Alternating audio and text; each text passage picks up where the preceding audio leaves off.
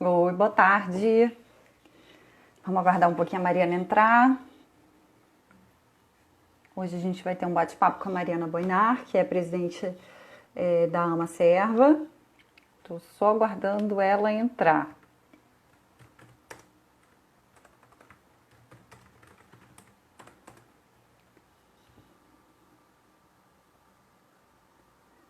Olá, já estou vendo aqui algumas presenças ilustres dos nossos associados. Daniel, Orquídeas, Tisa Vidal. Oi, Maria! Oi, Lu, tudo bom? Tudo? E você? Tudo bem. Deu tempo de eu ir passar um cafezinho. Ai, que delícia! Tá na hora do café, no Vale do Café. Estava Tava, dando tava café, falando dando aqui com. café, que eu fui lá e E fiz um você tá na pouquinho. região do café. Você sabe que semana passada a gente fez uma live sobre café, né? Aham. E foi muito bom, foi excelente, assim, o pessoal A curtiu muito. café não tem jeito, né? A gente sente aquele cheirinho do café do vizinho, você em casa já tá querendo tomar um cafezinho também, não tem jeito. É. É, Agora, é nossa cultura, né? agora você é a mulher das bebidas, né? Porque eu já vi que você aprecia café, com certeza aprecia cerveja. É cerveja, café, chá, eu gosto muito de chá também. Ah, Café com legal. licor é muito bom. Bacana. É isso aí, é Então, muito bom, né? A gente experimentar, eu acho que a gente está criando assim uma excelência na apreciação de. Aí já entrou o pessoal do Festival do Café, tá vendo? Já tem o pessoal ó, esse fazendo festival link é aí. bom, hein? Olha só, deixa eu apresentar primeiro aqui a nossa convidada de hoje, né? Da nossa live de terça-feira. Mariana tá aí, Mariana Boinar, que é a presidente da Ama Serva e também é empreendedora, né? CEO da Esplêndido, Isso aí. que é uma cervejaria. Então, muito bacana ter você aqui. Obrigada por ter aceitado o nosso convite. É um prazer tê-la aqui conosco. Nada que isso. Sempre que precisar, só chamar. A gente tá aí. Ótimo. Vamos falar então sobre essa maravilha, né? Que é uma cervejinha geladinha. É geladinha que tem que ser ou não precisa ser geladinha, Mari? Fala aí Ah, pra gente. depende do seu paladar e também depende do estilo, né? Tem cervejas que não necessitam ser tão gelada, estupidamente gelada, né? É. Mas depende bastante. É que nem o café, né? O café também pode servir gelado, né? Não precisa ser necessariamente quente igual aqui, né? Então Adoro essa forma que você está apresentando isso, porque de fato a gente percebe uma evolução nessa forma de consumo que tem muito a ver com uma certa liberdade que a gente precisa ter diante de um alimento, diante de uma atitude gastronômica, porque eu acho que a gente saiu assim da década meio que década de 90, até década de 90 eu me lembro que as pessoas assim restringiam muito, diziam que só quem gostava de vinho tinto é que entendia de vinho, e só quem entendia de café que tomava só expresso. Então tinha umas verdades assim, né? Como você está falando aí, desmistificando essa coisa da cerveja. A cerveja tem que ser do jeito que você gosta, né? Não é? Não tem Exato. cerveja Tem boa ou cerveja ruim. para todo paladar, né? Tem cerveja para quem está começando a beber, para quem está começando a entender o que é cerveja. Tem cervejas assim que você pega num nível que você consegue sentir aromas e sabores, mas você já está ali como? Muito trabalhada ali a sua parte degustativa e tudo mais, mas assim, eu acho que isso envolve também o café, né? Eu acho que o café também é muito disso, né? Criança, por É, exemplo, eu vejo crianças que amam café, né? Mas se a gente der café para criança, coitado, os pais não vivem mais. Os pais não não dormem funciona. mais, né? Mas Mas aqui em assim, as casa já crianças gostam. me pedem às vezes. Aí eu faço o Ah, café com leite, que na verdade é um leite com cafezinho, com um pinguinho de café, só para não, não meu aguar. costume desde criança é exatamente esse, é tomar leite com café de manhã, né? Então eu acho que o café é muito da cultura do brasileiro, né? Até mesmo se a gente pegar aí É, os primórdios, se a gente pegar aqui nosso estado, no Rio de Janeiro, ele evoluiu em cima do café, né? Nós só estamos hoje aqui como estamos, graças ao café lá atrás, sei lá, século XIX, não é? Até antes, 18 trouxeram a primeira muda para o Brasil e depois começaram a fazer aqui, mas realmente a indústria cafeira, o seu apogeu foi no século XIX, né? Isso. E hoje em dia eu acho super interessante o café, gente. Eu adoro, porque quando a gente entra ali, por exemplo, na Ler, no Palácio Tiradentes, né? Ele é todo enfeitado com folhas e grãos do café, né? Para mostrar que realmente o Rio de Janeiro foi fundado no café, né? Mas agora nós temos uma nova indústria, que é a cervejeira. Adoro! Mas isso é interessante você estar trazendo, porque a gente tem umas fases, né? E eu sempre procuro falar com essa questão do território, a gente precisa identificar as nossas vocações. E essa questão da vocação, ela pode ser um aspecto histórico, é isso que você está trazendo do café, que tem a ver com um legado, com um patrimônio, né, que acaba perdurando. Alguns, às vezes até a vocação é um patrimônio imaterial, dependendo, né? A gente no turismo lida muito com esse patrimônio material e imaterial. E você agora está trazendo essa novidade que é uma vocação, uma verdadeira vocação econômica que está se tornando uma vocação cultural no nosso estado. E isso, né, tem um valor muito grande para quem trabalha na nossa área, que é o turismo, que é a hospitalidade, mas que pode ser muito melhor para quem quer empreender, para quem quer aproveitar ao máximo as oportunidades de negócios, né? Fala um pouquinho aí. No Rio de Janeiro, Luciana, a gente tem muito que crescer. Tá? Se a gente for pegar número de cervejarias por número de habitantes, o Rio de Janeiro está muito atrás. Para você ter uma noção, no Rio Grande do Sul, é uma cervejaria para 48 mil habitantes. Aqui no Rio, é uma cervejaria no estado todo, tá? Não no município. É uma cervejaria para 221 mil habitantes. Então, assim, nós ainda temos muito que crescer. Muito. E a gente tem uma água boa, né? Dizem que a principal matéria-prima, assim, é a água, uma excelente água. A gente tem água muito boa no estado, né, Mari? O Rio de Janeiro é rico para qualquer tipo de cultivo. Por exemplo, eu estou vendo aí que a Ana está aí na live, né? A Ana é nossa mestre, né? Eu brinco que ela é nossa mestre aqui do associativismo e tudo mais. Ela está muito à frente do lúpulo. A questão do lúpulo aqui no Rio de Janeiro. Então, assim, o Rio de Janeiro é rico, o solo é rico para plantar, né? A gente tem o café, a gente pode estar começando a ter o lúpulo, a gente também está começando a ter o vinho, né? Quando a gente pega ali do lado de... Verdade. Cebolas, ali, aquela região pertinho de Pati. Isso, tem uma região ali perto de Pati que eles estão produzindo vinho. Né? E vinho bom. Muito bom. A nota dos vinhos de lá são notas altíssimas. Então, assim, o estado do Rio de Janeiro é extremamente rico. A gente tem como explorar na parte do turismo muito essa questão, não só do café, da cerveja e tudo mais. Mas a gente tem que ter incentivos. A gente tem que começar a ter incentivos, temos que começar a eliminar umas burocracias aí no meio do caminho, para a gente poder evoluir essa questão, porque senão nada anda. Né? Eu quero ouvir de você agora que a gente está nessa fase. Eu acho que essa fase do Covid e essa crise que a gente está passando, tem muita gente revendo uma série de questões que atravancam, né, ou que até o momento estavam atravancando muito essas questões de empreendedorismo no nosso estado. E quando eu falo disso, falo também de outras vocações que nós temos que tem uma limitação jurídica importante. Eu queria que você falasse aí, exemplificasse um pouco dos desafios desse empreendedor, né, do ponto de vista jurídico. Que burocracias são essas que eles precisam lidar e que muitas vezes acabam sendo o principal calcanhar de Aquiles, né, a nossa própria autossabotagem econômica. Exato.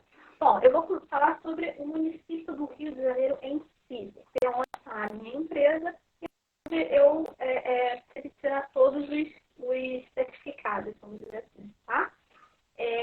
Porque cada município, às vezes, tem uma regra diferente, às vezes tem uma isenção, às vezes tem incentivo.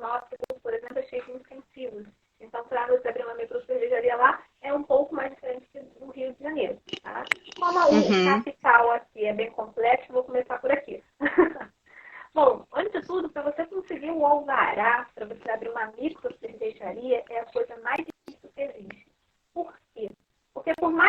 precisar produzir em torno de 5 mil litros de cerveja, ou abrir um brew pub, que é uma micro cervejaria com um restaurante, na qual todo o consumo daquela cerveja que você produz ali vai para o restaurante, né? A venda vai toda para aquele restaurante. Primeiro, eles não entendem esse funcionamento do brew pub, né? O governo não entende. Uhum. E segundo, que eles consideram que aquilo dali é uma indústria.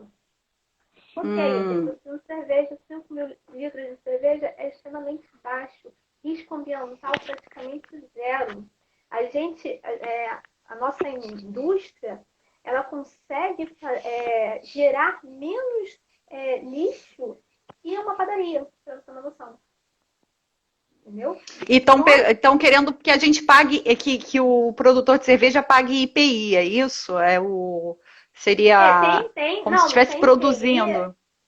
Tem IPI, na verdade tem IPI, a cerveja, porque ela é industrializada, nós somos uma indústria, mas é uma questão de zoneamento.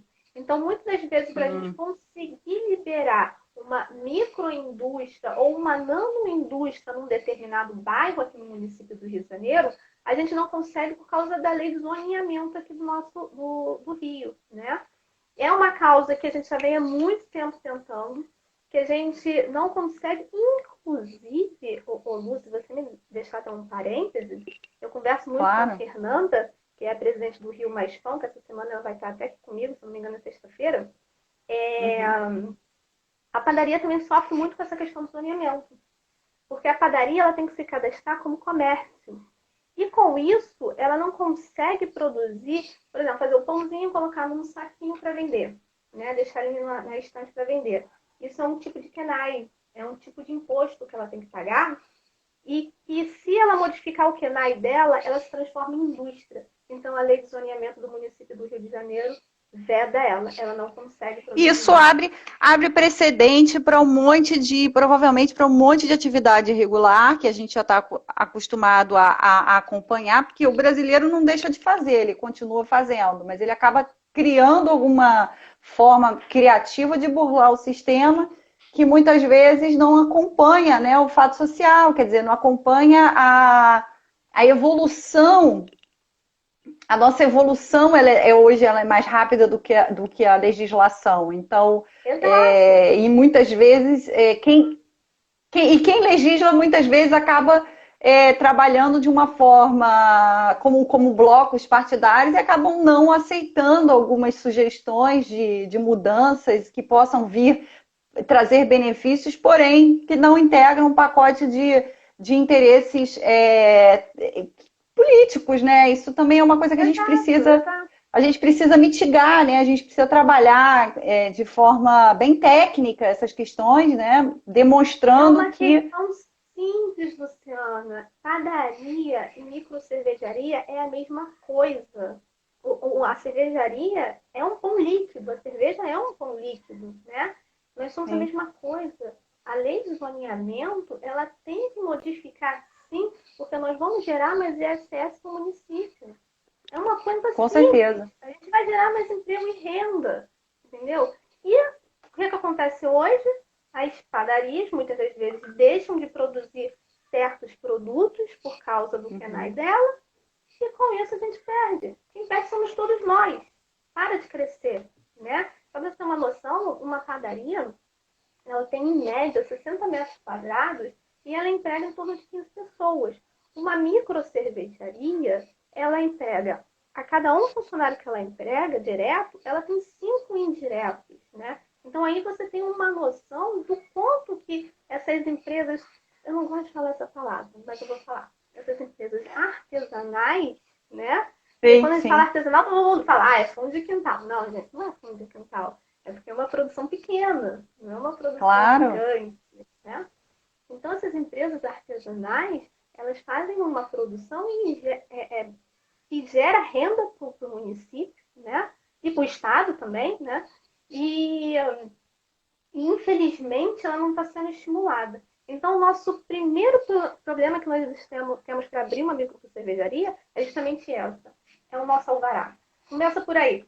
Por aí, se o empreendedor não tem estômago, ele já desiste ali, né? Se ele não tem um bom planejamento, ele para ali e não dá prosseguimento, né? Já morre na praia, né? Já começou, nem começou a nadar, já fica ali.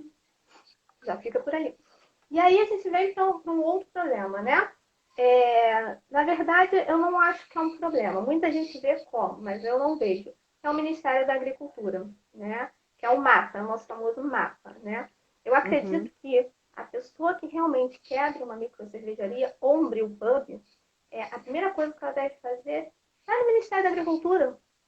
Lá nós temos vários auditores que são pessoas extremamente competentes, extremamente assim, amigáveis, sabe? Eu bato papo com eles direto, eles sentam para tomar cerveja comigo muitas das vezes, fora do expediente. Então o pessoal vai falar, oh meu Deus! Não, fora do expediente, festivais cervejeiros, eles estão presentes lá, sempre, não como auditores, mas como consumidores, porque eles gostam da bebida. Claro, claro. Bata na porta do Ministério da Agricultura. Senta com eles, leva a sua planta. Mostra, olha, eu gostaria de fazer assim. Será que vai estar legal? Está de acordo? E muitas das vezes a gente contrata um consultor, o consultor vai lá, te arranca dinheiro, e quando chega na hora da fiscalização, você morre na Tem um praia. embarreiramento, né? Você morre na praia. Porque não foi feito de acordo O com órgão público ele tem uma função de informar, né? Acaba sendo uma consultoria. O que eles querem é que a informação chegue até o empreendedor, né? Que é o seu público final. É onde ele consegue atingir o seu propósito, né? Isso. E assim, quando você trabalha certinho, de acordo com o Ministério da Agricultura, você pode ter certeza que não vai ter mais problema em nenhum outro órgão. Nenhum outro órgão, tá? E aí você constrói sua empresa e tudo mais, aí vem outras burocracias. Não paramos por aí. Bombeiro, que é normal, isso tem que ter mesmo, indústria, simples, você vai no bombeiro, pede, leva um século para fazer uma vistoria, mas ok, tá lá. Agora vem minha outra briga. Uma briga que eu tenho que, assim, me irrita muito isso, que é vigilância sanitária. Imagino, Vigilância sanitária. deve ter cada causa. Olha, vigilância sanitária, não só eu, mas como o setor de panificação também sofre muito com essa questão. Por quê?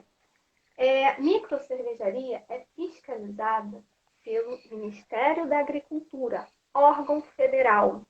Eu sigo normas de um órgão federal. Em 2019, foi criada uma lei na Câmara Municipal do Rio de Janeiro, na qual microcervejaria também seria fiscalizada pela vigilância sanitária. Ok. Quais são as normativas da vigilância sanitária? São as mesmas do MAPA. São as mesmas. Diferença entre elas, o fiscal que está indo, muitas das vezes, não entende do negócio. Muitas das vezes não consegue visualizar a microcervejaria, não consegue ver o que nós temos ali, como a gente trabalha ali.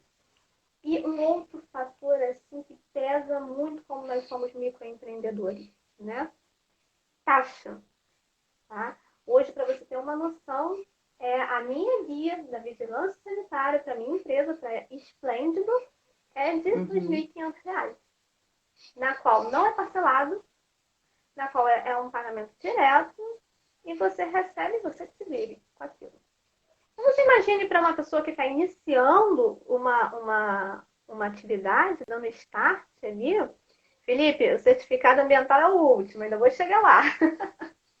Ela tá fazendo todo o processo que é para a gente integralizar e compreender o processo, sofrer junto com o empreendedor da cerveja. Então, você ainda tem essa questão. Eu, como presidente da Macerva, eu contatei os advogados em 2009 mesmo, quando eu fui no lançamento dessa lei. Imediatamente eu já saí de lá, já caí no escritório do advogado, que era bem pertinho da Firjan, e conversei com ele muito sobre essa questão. E quem me conhece sabe que eu sou completamente agitada. Quando tem uma coisa para resolver, eu falo, bora resolver. Né? Eu encontrei o problema e já corri para resolver. É uma fiscalização, é inconstitucional, né? Tem que haver um entendimento entre o Ministério da Agricultura e a Vigilância Sanitária, coisa que não há, né? Eu posso estar um dia recebendo o Ministério da Agricultura e no outro estar recebendo a vigilância sanitária para me fiscalizar. E um reclamar de uma coisa, outro reclamar de outra, que ocorre muito porque os fiscais da vigilância sanitária não são treinados para isso, né, para esse tipo de fiscalização. Você não é a primeira pessoa que me traz essa questão, essa problemática, inclusive em outros setores, né, da economia que tem algum tipo de manipulação com alimento, com alguma coisa do gênero. Isso que você está falando realmente. No café vocês sofrem muito essa questão da vigilância sanitária? Eu não sei. É porque eu não trabalho diretamente com produção de café, mas a gente pode tirar essa dúvida com quem produz. Eu acredito que deva ter alguma dificuldade aí, sim. Com certeza. Mas como geralmente... com certeza, porque quando você vai ver, a raiz do problema tem a ver com o nosso ordenamento jurídico. Eu falo isso, ordenamento jurídico, porque na verdade, eu fiz 3 semestres de direito. Então, assim, não entendo absolutamente nada de direito. Mas uma coisa que eu entendi ali, e que me marcou muito, é essa questão do ordenamento jurídico, porque eu descobri que nós temos um problema real, que é você dividir todos os problemas de um país em 3 instâncias, que é federal, estadual e municipal. E deve ter coisas aí no meio do caminho também, muitas, né? Dependendo das instituições, porque se multiplicam os problemas. Já é um país complexo, né? Nós já temos uma tendência à burocracia. Aí você coloca empecilhos, aí você falou claramente, né? Na esfera federal, na esfera municipal, na esfera estadual. Esse é um problema de ordenamento jurídico que a gente encontra em todos os setores, não é só aqui. Aí você está exemplificando brilhantemente aquilo que todos os empresários no Brasil sofrem, né? Porque eles precisam morar no município, eles precisam morar no estado e eles moram numa federação. Então, eles têm que responder tudo isso. Só mais um pouquinho? Só mais um pouquinho? Só mais um pouquinho. Conta mais coisa aí, conta mais essa dor aí do. Então, depois que você consegue ali se organizar e tudo, você leva essa documentação para o Ministério da Agricultura. Na verdade, hoje não precisa levar, graças a Deus, existe o CIPAgro, você vai lá, coloca tudo, mas você tem que ter uma responsabilidade técnica, né? Que claro. Pode ser um químico, pode ser um engenheiro de alimentos, uma nutricionista dependendo do tamanho da empresa, e um técnico de química, dependendo também do tamanho da empresa, né? E aí você recorre, vamos conversar pelo CRQ. Você vai no CRQ, Conselho Regional de Química, né? Lei federal. A empresa não precisa estar inscrita no conselho. Você chega no conselho, leva toda a documentação, teu químico presente para você pegar a sua RT. E o que acontece? Você tem que cadastrar a sua empresa no Conselho Regional de Química e pagar mais ou menos em torno de quase R$3.000 para isso de anuidade. Loucura. Tá bom? Tá bom? Aí você tem que pegar um advogado, ir para a justiça, pedir à justiça para cumprir a lei. Uma lei federal. Eu tenho que ir no conselho e pedir isso. Então, você tem mais um gasto aí. Hoje, no Rio de Janeiro, a única cervejaria que eu conheço que não paga nenhum tipo de conselho é a Old School, que é uma cervejaria... Eu esqueci onde é que ela está agora. Peraí que misturou aqui os municípios. Alguém sabe onde está Old School? É muita cervejaria, né? É cervejaria pra caramba. São 78 plantas cervejeiras e 225 marcas. É para decorar de todo mundo. Ai, que legal. Deixa eu colocar aqui, Old School. Old School. Cervejaria. Eu esqueci. Vou achar aqui, ó. Exatamente. Ela é a única. Itaboraí. Itaboraí. Obrigada, Luana. Luana também mandou aí. Itaboraí. A Ana também. Então, assim, então você ainda tem essa questão do CRQ, né? Que você acaba entrando. O único que não pede exatamente para você não cadastrar a empresa é o Conselho Regional de Engenharia, né? Por isso eu sempre busco trabalhar com engenheiros de alimentos. Então, você ainda tem esse pulo do gato. Quando você vai pretender abrir uma empresa, tem esse pulo do gato. Procure um engenheiro de alimentos, porque realmente o Conselho de Engenharia é mais prático que o Conselho de Química. Então tá, terminou tudo, tá com o seu certificado ali na mão do Ministério da Agricultura. Acabou? Não. Tem o seu certificado ambiental, que é um problema sério. No Luana, Luciano, só para você entender uma coisa. A Esplêndido tem 10 anos, tá? Nós ainda não conseguimos o nosso certificado porque está o protocolo lá e ninguém até hoje nunca foi nos fiscalizar. Você liga para lá e fala que está em andamento. E qual é o órgão competente para essa... Prefeitura do Rio de Janeiro. Oh, que lindo! Gente, que coisa! Isso é uma doideira. Mas você vê, você está falando do Rio de Janeiro, mas eu imagino que no interior do estado, né, em outros municípios do estado. Isso é um problema sério que você tocou. Cada município tem uma legislação diferente para a abertura de microcervejaria. Então, tem municípios que não necessariamente é a prefeitura. Tem municípios que vem pelo INEA, que foi o caso, se eu não me engano, da Ferdinand. Que Ferdinand, é possível. Com o INEA, porque o INEA chegou lá e trabalhou com ele como se ele fosse uma Ambev. Ele falou, gente, eu não gero... Primeiro, a água dele, todas as torneiras são água... É água mineral, cara. Você pode a água dele é maravilhosa. Ele é associado nosso, é associado do nosso birô, inclusive o Carlos faz parte da nossa diretoria. É uma cerveja maravilhosa, água puríssima, direto na fonte ali, é lindo, dentro de uma área ambiental, inclusive, uma parte, né? Exatamente. Tem uma parte da propriedade. Ali para turismo é ótimo. Maravilhoso. Fronten, né? Ali é Paulo de Fronten, não é isso? Ali eu acho que é divisa de Paulo de Fronten em Mendes. Mas é Paulo de Fronten ali, considerado Paulo de Fronten. É um local maravilhoso para turismo, para gastronomia, para evento. É ótimo aquele espaço.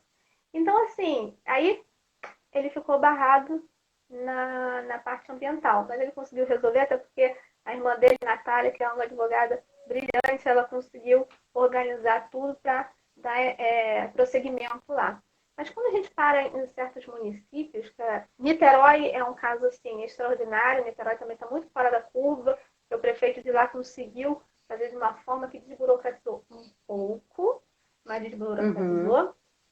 Até porque em Niterói tem a maior cervejaria do nosso estado, que é a Nós. Eu acho que eles foram pioneiros, né? Eles foram pioneiros. O Niterói foi pioneiro, né? Nessa questão da cerveja. Mais ou menos.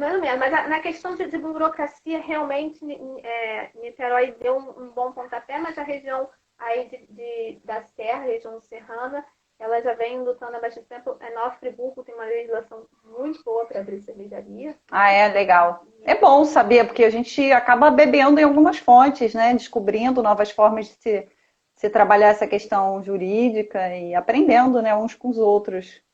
Exatamente. Depois que você consegue o certificado, né? O certificado ambiental, quando você tem um protocolo, ele não te proíbe de trabalhar. Você pode trabalhar com o protocolo, até porque o erro não é seu, né? Você protocolou, claro. O erro é do órgão, né? Então você pode 10 anos, você está 10 anos nessa. 10 anos. Tá indo para 11. Incentivos fiscais, esse que eu ia entrar agora, Ana. É justamente essa. Você montou tudo, trabalhou, começou a produzir, começou a vender. Aí você tem que ver para onde você vai entrar, se você está no Simples Nacional, se você está no lucro real, presumido tudo mais. Começou a trabalhar lindo, maravilhosamente, vem a sua primeira guia de ST, substituição tributária. Come 1/4, o ICMS mais a substituição tributária, ela come 1/4 do seu faturamento bruto. Nossa, que loucura, 25%. O cara nem está produzindo ainda em grande escala, não está nem lucrando, não chegou a... Você vendeu, você emitiu nota fiscal, você só está pagando. Nem chegou no break-even dele, já está pagando como se fosse grande. Exatamente. Hoje, o Luciano, graças a Deus, do meio do ano para cá, vem numa luta muito grande. Inclusive, o nosso advogado tributarista está aí na live, que é o Felipe Renault. O meu mestre aí me deu aula de pós-graduação no IBMEC e fez um trabalho brilhante com a gente aqui dentro da Amacerva. A gente correu muito atrás para ter eliminar a substituição tributária, né? Uhum. E a substituição tributária ia cair para a gente exatamente no dia que começou a questão da pandemia. No dia 16 de março seria assinado o nosso decreto dentro da Feira Expo Food, já estava tudo organizado, festa montada, os cervejeiros ansiosos, todo mundo roendo as unhas para esse dia, ninguém acreditando que aquilo iria acontecer, porque é uma briga nossa antiga. E chega na sexta-feira, antes do dia 16, tudo bloqueado por causa da pandemia. Eu Que juro pra você, loucura. Ana, eu chorei. Eu falei, não acredito nisso. Eu não Imagina. acredito que isso está acontecendo com a gente, porque quando a gente tira a substituição tributária, a nossa possibilidade de crescer é muito maior. Porque o que eu vou pagar de imposto, eu posso estar investindo em tecnologia. Tecnologia é caro. Os equipamentos para você Claro. abrir uma microcervejaria é cara. Entendeu? E você pode diversificar, né? Na verdade, eu acredito que. Como é que funciona, por exemplo, se o sujeito quiser. Por exemplo, o Humberto falou aqui em Brewpub, que é, no caso, seria ter uma fábrica junto com ou junto, né? Tem um restaurante junto, isso, bar Que é restaurante. algo que acontece em vários países, né? A gente vai, até aqui na Exato. Argentina tem isso. Aqui, como é que funciona? É possível fazer isso ou tem também aí um. Então, aí varia de município para município, né? Aqui no município do Rio de Janeiro, eles não entendem isso, tá? Aqui no município do Rio de Janeiro, você tem que tirar um alvará para a microcervejaria e um alvará para o restaurante. Tem que ser dividido. Então, Entendi. a cervejaria vai vender para o restaurante e o restaurante para o consumidor Você tem final. que abrir duas empresas, na verdade, Duas né? empresas. Uau! Mais Isso burocracia, deve né? ser uma dor de cabeça enorme, porque você tem duas folhas de pagamento, você tem que pagar tudo duplicado, né? Olha, para você ter uma noção, em Botafogo tem um brewpub maravilhoso, que é o Na Real, né? O João, ele ficou ali anos para tentar o alvará dele, né? Ele montou num casarão, um casarão antigo, mas ficou lindo, lindo, lindo, lindo. Quem tiver oportunidade depois da pandemia, passe lá no Na Real, porque a comida de primeira, a cerveja é maravilhosa. Você vê a produção da cerveja, você vê a sala de braçagem e é lindo. Entendeu? Então você está ali É uma degustando atração à parte, né? É uma uma atração à atração. tarde. E que gera turismo também, né? Porque você está Com ali em certeza, as pessoas querem Botafogo. experiências novas, né? Mesmo que você não beba cerveja, o fato de você entender aquilo como um processo dinâmico, em que você tem uma complexidade, né, da produção, a pessoa acaba se tornando um curioso, né? Um interessado, é o conteúdo por trás daquela produção, né? Então isso é fantástico poder vender isso também, né? Exato, exato. Então, assim, o Brewpub, ele tem uma possibilidade gigantesca e o Brewpub também, ele fala muito da questão do beba local, sabe? Cerveja artesanal nada mais é do que isso, é beba local, certo? Eu estou em casa de Guaratiba, minha empresa está em casa de Guaratiba, a minha venda praticamente é toda por lá, é toda na região de Guaratiba, Campo Grande, Santa Cruz, que é o que está ali ao meu redor, entendeu? A mesma coisa Uhum. acontece com a Noi, você vê que a Noi está ali em Niterói, ela tem, se eu não me engano, são 9 restaurantes e a venda dela praticamente é toda lá, né? Botaram aqui Brew Point. Brew Point é a mesma coisa, Bar da Fábrica é a mesma coisa. Você tá na região deles e ao redor você encontra a cerveja deles, né? E cerveja artesanal é isso. Então, enquanto os nossos governantes, né, seja prefeito ou governador, não entenderem essa questão das cervejarias, das micro cervejarias, né? A gente está embarreirado e a gente deixa de ter o quê? É o turismo. A Rota Cervejeira, a Ana está aí na live, que é a A coordenadora gente da vai fazer uma Rota. live na segunda-feira, eu e Ana Papião. A Ah, gente já vão com guardando aí. certeza é uma live, vai ser uma live sensacional, cheia de conteúdo. Isso não tem dúvidas. A Ana E vem assim, falar com a gente aqui sobre a rota cervejeira, a importância desses circuitos, né, que são, na verdade, são circuitos ah, gastronômicos, que tem um potencial de atração, de apelo, né, muito, muito alto, né?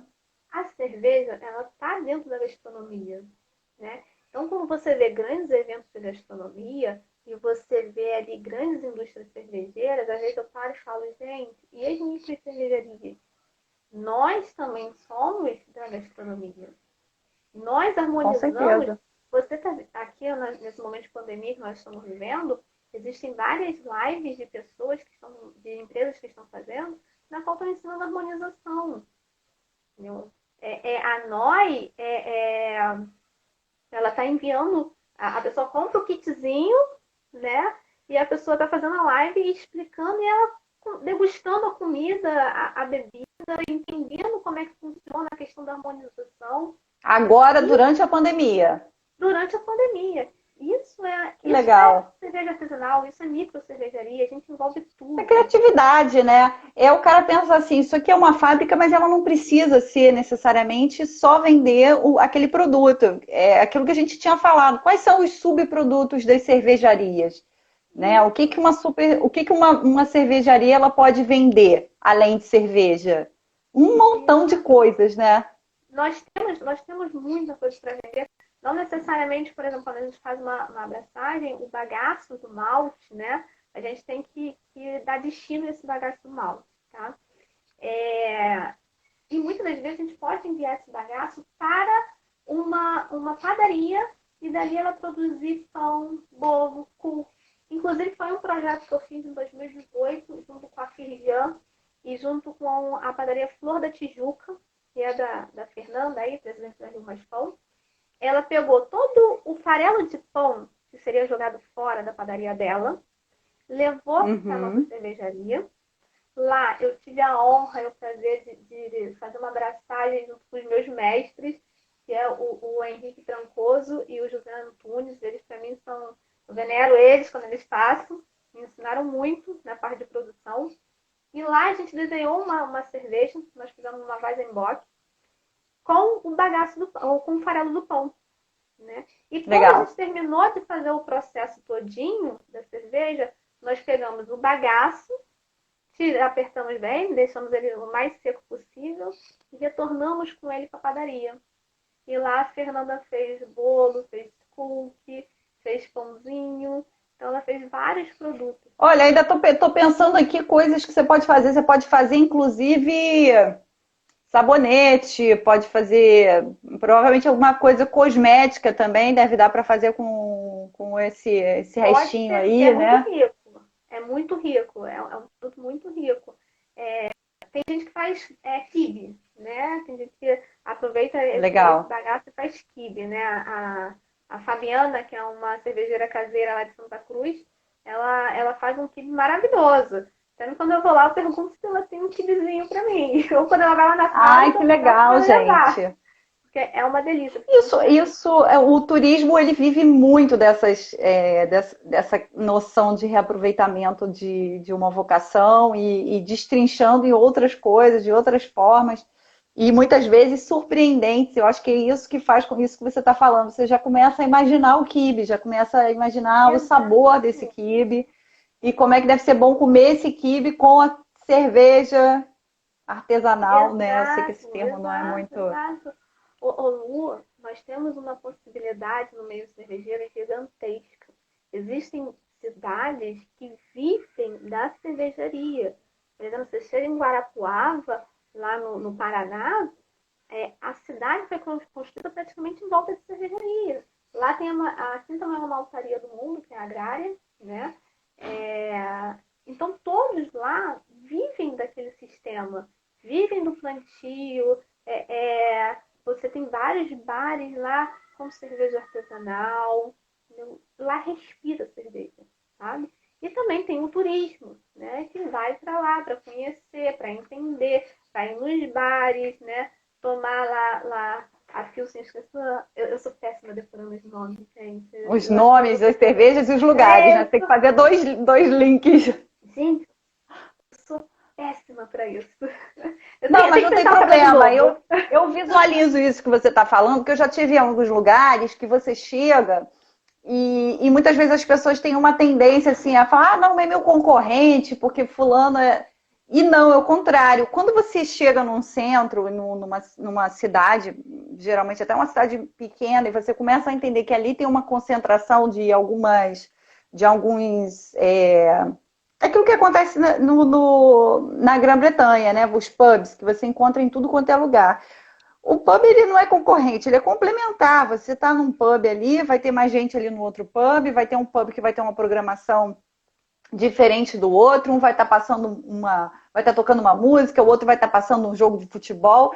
Então, eu acho que essa questão de você ter produtos similares, né, ofertas similares numa mesma cidade ou numa mesma região, é muito interessante porque você acaba criando um estímulo para que aumente a capacidade de absorção daquele destino para esse tipo de turista. Senão você acaba tendo uma sobrecarga num estabelecimento ou dois estabelecimentos e aquilo ali sozinho não consegue segurar a onda da cidade, né? Porque acaba ficando muito específico.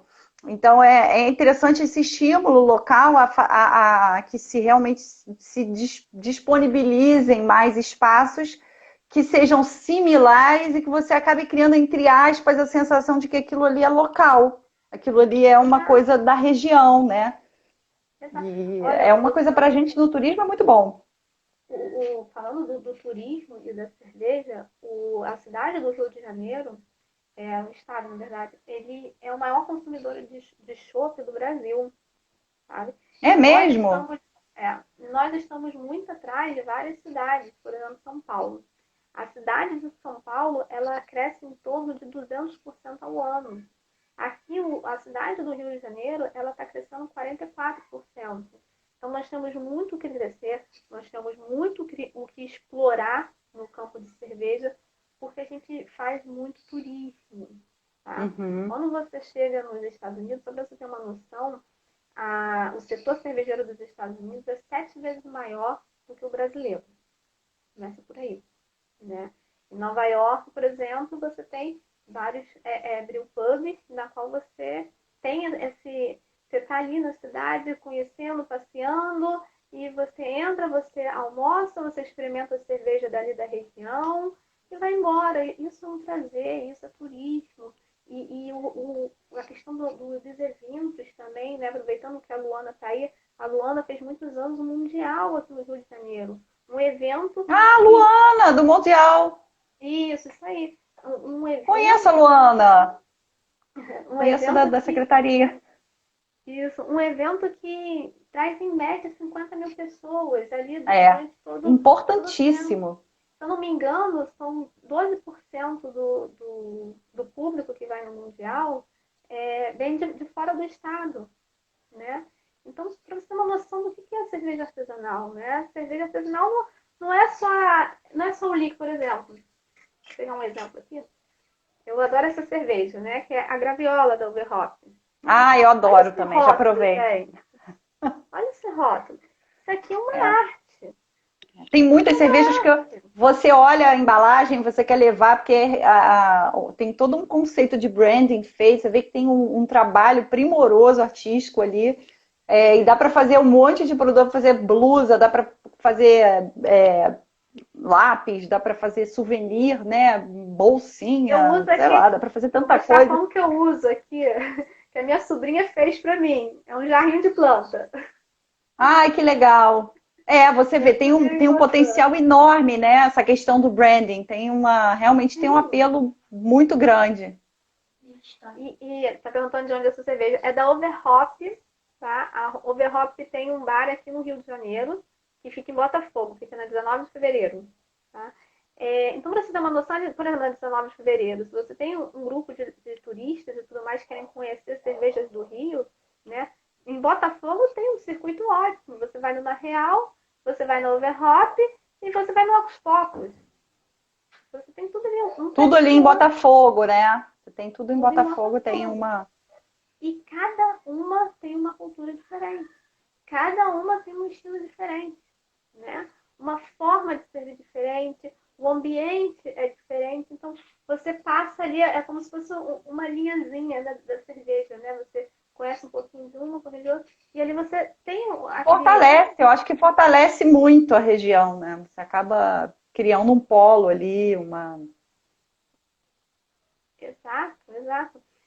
Há algum tempo atrás, eu estive conversando até com o secretário Otávio Leite, né? Ele já ajudou muito a parte da cerveja artesanal, porque lá quando ele era deputado federal, ele nos ajudou na parte do Simples Nacional, né? E eu Aham. estive conversando com ele algumas vezes, a gente tentar fazer um trabalho aqui no município, né? De informar até mesmo sobre a rota cervejeira, né? mostrar as cervejarias que tem aqui na capital, quanto tempo a pessoa consegue levar até essas cervejarias, né? E também daqui até a região serrana, né? Quanto tempo que ela leva? Aos poucos, assim, a fábrica é em Três Rios, mas ele tem um pubzinho aqui na 19 de fevereiro. Eu tô falando contigo, mas eu tô lendo, tô aqui, ó. Não, tô vendo que você tá ligada. Depois a gente vai pegar isso aqui, o que o pessoal escreveu, porque eu já vi que o pessoal, gente, são 16 e 16. De repente a gente pode pegar aqui o que o pessoal escreveu e a gente pode dar uma destrinchada e ver se tem alguma dúvida, alguma questão. Quem tiver questão para Mari, já vai mandando. Mas eu vi aqui que, por exemplo, o Humberto falou dos brew pubs em Volta Redonda. Acredito que Volta Redonda esteja bem mais avançado aí nessa questão jurídica, né? Burocrática para conseguir isso. Em Volta Redonda, ali tinha mistura clássica, né? Que a mistura clássica, se não me engano, é a mais antiga do Rio, né? Ela está aí no mesmo patamar que a NOI. Ela é um pouco menor que a NOI, 10 mil litros de diferença entre ela e a NOI, vamos dizer assim. E o Brew Pub que ficava lá, eles, se eu não me engano, eles fecharam, não tenho certeza. E agora eles estão em Angra dos Reis, né? Eles transferindo tudo lá para Angra. Então, eu não me lembro se está aberto ou fechado, vou ser bem sincera com relação a isso. A Volta Redonda não está na nossa região core, mas para a gente todo o Vale do Café é interessante sempre trabalhar e entender, né, como é que está sendo a dinâmica. A gente sabe que existem outros municípios que produzem cerveja de excelente padrão e a gente estimula muito essa questão da realização de eventos em toda a região do Vale do Café, porque isso estimula muito aí. E agora a gente acredita com todas as forças que a retomada pelo turismo de proximidade, ao turismo rodoviário, é você pegar o seu carro e passar o final de semana a 2, 3 horas do Rio, e o Vale do Café oferece muito isso, né? Então, todo esse circuito cervejeiro, gastronômico, histórico, todos eles serão muito bem sucedidos, eu acho, numa promoção turística agora que pode ser feita agora, durante a crise, né? Aproveitar esse momento de reclusão, que as pessoas estão muito conectadas e estão muito ligadas aos seus celulares, né? Eu acredito que tá todo mundo fica andando com o celular pela casa, porque acaba acompanhando o que está acontecendo no mundo muito pelo celular. E é uma oportunidade de ouro, assim, para as empresas se reinventarem. Por exemplo, a gente tem feito um levantamento sobre visitas técnicas, e aí, de repente, é uma coisa, até uma ideia que a gente eu comentei com você, e eu acho que é uma ideia que a gente pode reverberar para outras cervejarias, que é o quê? Existem cervejarias, aliás, existem potenciais empreendedores para outros estados que gostariam muito de aprender com o Fluminense, né, com o Carioca e com o Fluminense. Como a gente está trabalhando, todas essas questões que você falou, jurídicas, os processos, né, o know-how. E as visitas técnicas são uma forma de se diversificar o produto, né? Uma diversificação do produto, e acaba criando também a oportunidade de gerar um negócio a partir dessa espécie de consultoria, que é uma visita técnica, que é uma visita com mais conteúdo, mas assim, eu desafio muito as nossas cervejarias, pelo menos da região do Vale do Café, a se abrirem a receber um time de pessoas que podem ser curiosos, podem ser futuros empreendedores, podem ser apreciadores, mas que não vão ficar felizes só de chegar, ver ali aquela coisa da visita meio que superficial, meio virtual, e vão querer se aprofundar um pouco mais no tema, entender um pouco mais a complexidade da produção e mergulhar, né, nessa questão do conteúdo propriamente dito. Então, a gente tem falado muito sobre essa questão. Eu costumo falar que, assim, quando você vê no papel, tudo é muito lindo, né? Mas quando você está no chão de fábrica, no dia a dia, é que você entende exatamente o que você vê, né, a dificuldade, né? De ter uma empresa, né? Haja visto que a gente viu aí recentemente o caso da Baker, né? Ter uma fábrica é uma responsabilidade muito grande, desde do dono, passando pelo responsável técnico, com quem manipula e com quem invasa, né? Você tem que ter um processo muito bem feito e muito bem acompanhado. Na minha empresa mesmo, eu tenho câmeras em todos esses processos. A gente Quando eu tenho vários produtos, um produto sempre vai para análise, né? A gente nunca deixa de fazer análise para manter a qualidade do produto. Qualidade, padrão de qualidade, né? Exatamente. Uma visita técnica, quando vem, é ótimo para você observar isso. Talvez um procedimento que eu faça, você não faça, você fala, putz, interessante, vou trazer isso para minha empresa porque eu vou ganhar mais qualidade. Então, aquela minha localidade lá vai agregar, vai ganhar mais com isso, né? Ou se não, um benefício que tem aqui na prefeitura, a prefeitura do Rio não tem, mas que tem aqui na prefeitura, eu posso Mas isso a gente pode gerar, né? Claro. Exatamente. É uma demanda do cidadão. Parcerias, né? As parcerias que vão surgindo a partir dessas demandas, dessas novidades. Tem que ficar com a cabeça aberta, né? Ao que vai surgir. E uma coisa assim, muito interessante também na visita técnica, e queira vir aqui para o Rio de Janeiro, o Rio de Janeiro hoje ele está sediando a escola cervejeira da FIJAM, né? As atividades ainda não começaram, se eu não me engano iam começar por agora, mas por causa da pandemia teve que bloquear, na qual você consegue ter uma vivência de som de fábrica, né? E você também vai conhecer as fábricas aqui da cidade, né? Vai ter a possibilidade de ir. Aqui no Rio de Janeiro nós temos pouquíssimos, sabe? De cabeça, assim, que eu lembro. É a minha, é Esplêndido.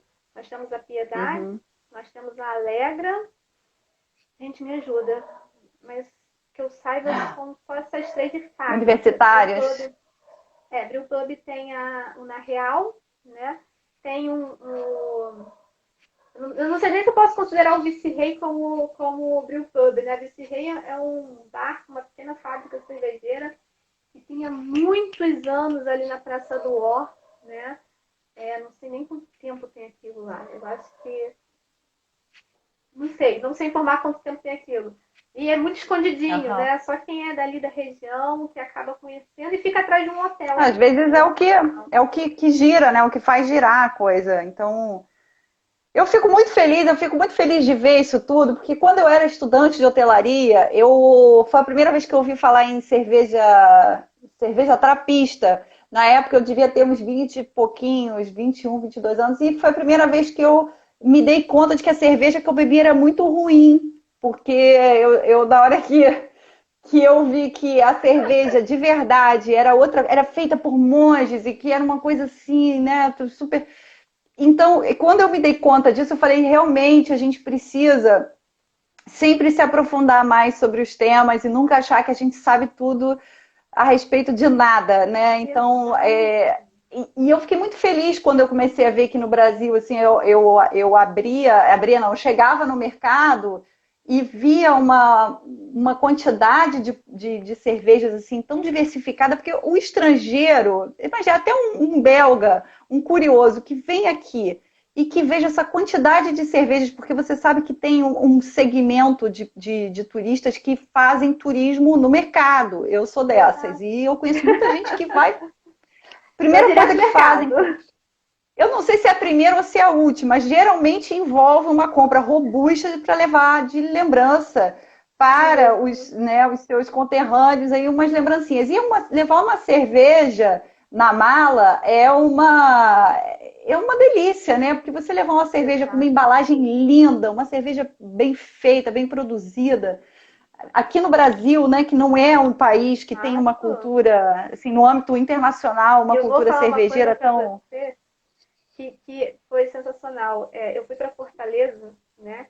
E em Fortaleza, na época, isso já tem um tempinho, eu fui na primeira cervejaria artesanal de Fortaleza, que foi a 5 Elementos. Eles ainda eram muito pequenininhos. A minha mala foi só cerveja. Minhas lembranças foram cervejas. Cerveja, copinho. Isso é muito legal. Abridorzinho. Foi o que eu trouxe. Você trouxe castanha também? Castanha de caju? Minha filha, foi tanta rapadura que tinha também na minha mala. Rapadura eu não curto não. Minha avó fez uma lista de rapadura que eu falei, gente, minha Paula não vai passar. Mas tem o seu valor.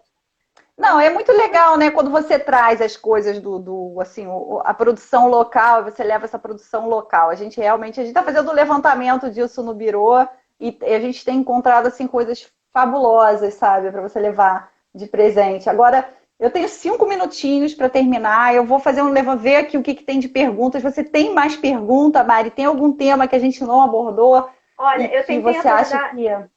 Durante a semana eu fiz aí um storyzinho para a galera me mandar perguntas, né?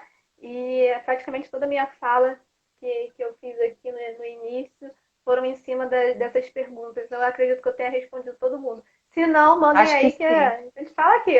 Vou agradecer a presença, olha, da Cléo, a gente tem a Ana Papillon que está aqui, a gente tem o Humberto, estou falando dos nossos associados, porque tem muita gente que eu não conheço, mas, enfim, você deve conhecer também.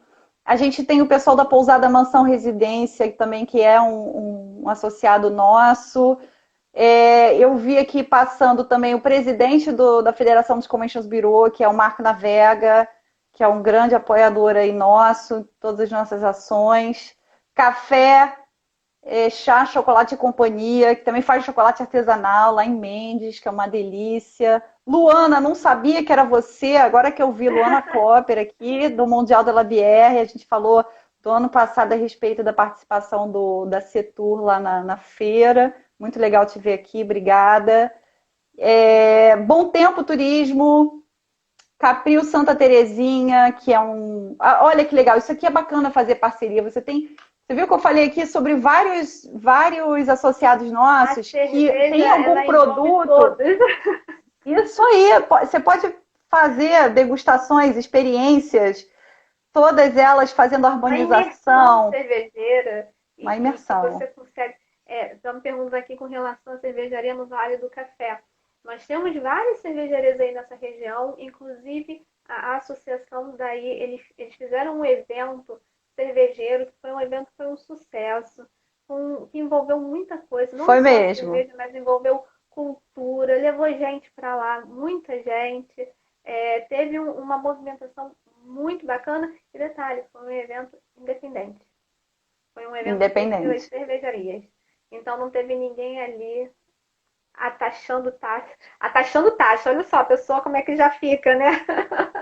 Colocando taxa. Não, isso é legal. E queria agradecer o Daniel também. Olha, Daniel que é presidente da Associação de Turismo Rural, de Pati do Alferes, Barro e Arte está aqui, Tisa. Enfim, acho que eu falei todo mundo. Hotel Fazenda Santa Bárbara, o Jaime está aqui também, obrigada. Gente, eu acho que eu falei de praticamente todos os associados que estão aqui, mas se eu esqueci de alguém, desculpa. Eu nem me atrevo, obrigada. Porque minha memória não é muito boa. Não, eu tenho algumas lives que eu consigo falar, tem outras que eu não consigo, mas assim, como a gente abordou muitos temas e foi muito legal, eu acho que o nosso tempo já está acabando. A gente deve estar faltando aí 1 minutinho. Queria muito agradecer, passou muito rápido, eu adorei assim, todas essas dicas, eu gosto muito quando a pessoa aborda de uma forma muito técnica, né, entendendo toda a dificuldade do setor, e você não só é uma liderança aí para uma serva muito, muito bom de ter alguém trabalhando assim em prol do segmento, mas também é uma empreendedora, sabe todas as dificuldades, né, entende tudo isso muito bem. Então foi ótimo, obrigada. Obrigada, Luciana, pelo convite, muito obrigada ao Vale do Café pelo convite. Tenho certeza que daqui podem surgir muitas colaborativas entre o Vale do Café e a Ama Serva, né? Tem muito trabalho pela frente. Eu só fico mais um mesinho aí à frente da Ama Serva, porque eu recebi uma missão e espero que eu consiga cumprir essa missão. Esse ano eu sou pré-candidata aqui do Rio de Janeiro a vereadora do município, porque tudo isso que eu falei para vocês é a minha briga, é o que eu vou correr atrás, porque nós precisamos ter mais cervejarias aqui no nosso município para gerar emprego e renda, para gerar turismo, para trazer gente, para a gente sair desse buraco que nós estamos, né? Então, assim, teve gente pedindo o meu contato. Se mandar direct aí no meu Instagram, eu passo meu e-mail, eu passo meu telefone, para a gente poder conversar e poder fazer aí uma ponte. E quem tiver dúvida vai terminar. do canal, pode mandar. Beijo do